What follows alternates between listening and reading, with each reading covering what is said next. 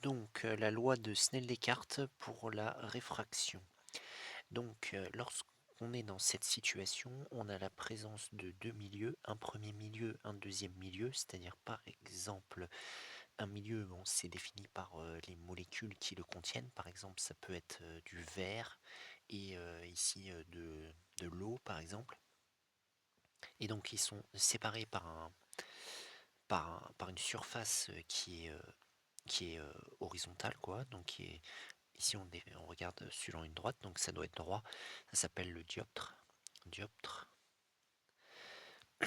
Et donc, on a un rayon lumineux qui s'appelle le rayon incident, incident qui arrive donc sur le dioptre et qui le croise en un point ici. Et donc, en ce point, on définit ce qu'on appelle une normale. Donc, normale, parce que bon, normale, ça veut dire perpendiculaire. C'est une droite qui est normale au dioptre et qui passe par le point d'intersection du rayon incident avec le dioptre. Ici, il est donc, qu'est-ce qui arrive dans cette situation? On a un rayon qui est réfléchi, rayon réfléchi. Enfin, c'est possible qu'il y ait un rayon qui soit réfléchi par le dioptre, et c'est également possible que il y ait une partie du rayon qui soit ce qu'on appelle réfractée, et donc du coup, ça s'appelle le rayon réfracté. Et nous, on va s'intéresser donc, et il se trouve que ce rayon réfracté, il va pas tout droit, il est dévié, il change de direction, et donc pour mettre en évidence ce changement de direction, on définit ici l'angle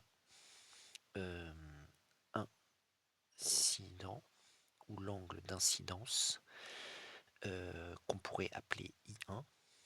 I1. Chaque milieu également possède ce qu'on appelle un indice qui caractérise la propagation de la lumière normalement dans le milieu. Donc par exemple le premier milieu, le milieu 1, on lui donne comme valeur d'indice N1, et le milieu 2, on lui donne la valeur d'indice N2. Bon, ces N1 et N2 sont des indices, ils n'ont pas d'unité. Donc ici on a rayon réfracté, et donc ici cet angle qui est là, on va l'appeler I2, et ça va être l'angle de réfraction. L'angle de réfraction qui est ici. Ici on a également un angle réfléchi, mais on ne le verra pas maintenant parce que ici ce qu'on regarde c'est surtout la loi de réfraction, c'est-à-dire la loi qui relie ces deux angles I1 et I2. Voilà, donc là c'est le schéma de la situation. Et donc quelle est la relation qui relie ces deux angles I1 et I2, c'est-à-dire I1 c'est l'angle d'incidence, donc on a N1 fois sinus de I1 qui est égal à N2 fois sinus de I2, avec N1 qui est l'indice du milieu 1, I1 qui est l'angle d'incidence, N2 qui est l'indice du milieu 2, et I2 qui est l'angle de réfraction. Donc ici, angle de réfraction. J'ai fait une bêtise, non, c'est ça, l'angle de réfraction, c'est I2, et ça, c'est le milieu enfin l'indice du milieu 2, et N1, c'est indice du milieu 1. Donc nous avons cette relation qui est la loi de Snell-Descartes pour la réfraction, et donc ça permet de connaître l'une des quatre inconnues lorsqu'on en cherche une et qu'on a les trois autres.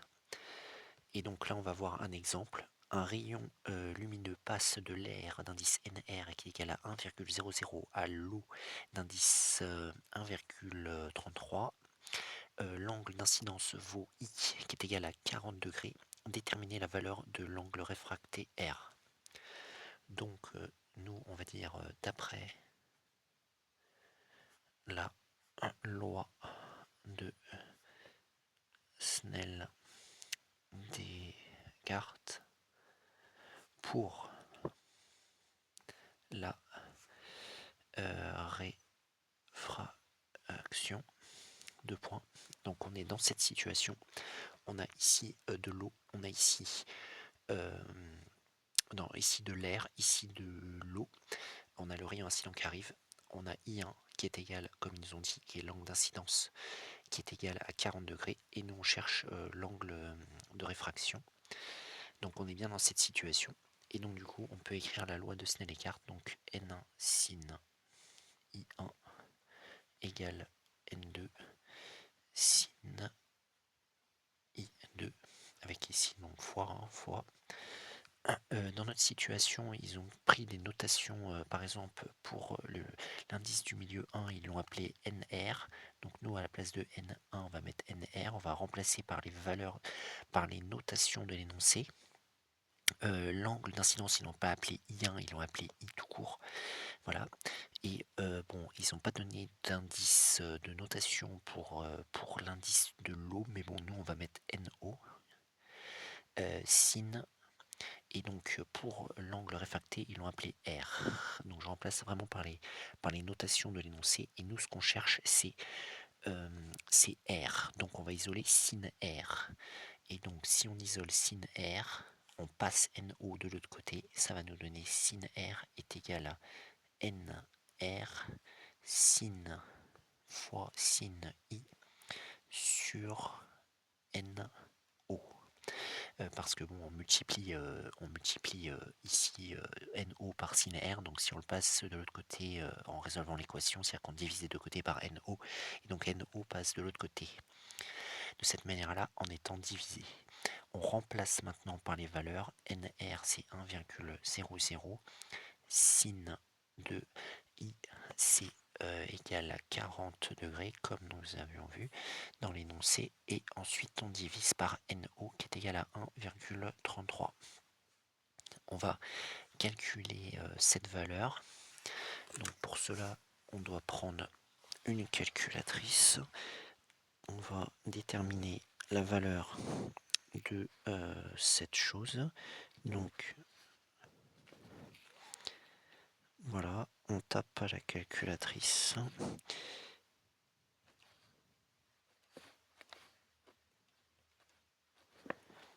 Et donc on trouve, si on arrondit, on va dire au millième 0,483.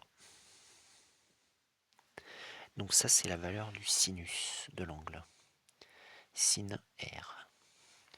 Mais nous on veut l'angle R. Donc R c'est égal, donc on utilise la fonction inverse, c'est-à-dire la fonction réciproque du sinus qui est arc sinus. Donc arc sin, bon ça c'est pas obligé de l'écrire normalement, 0,483.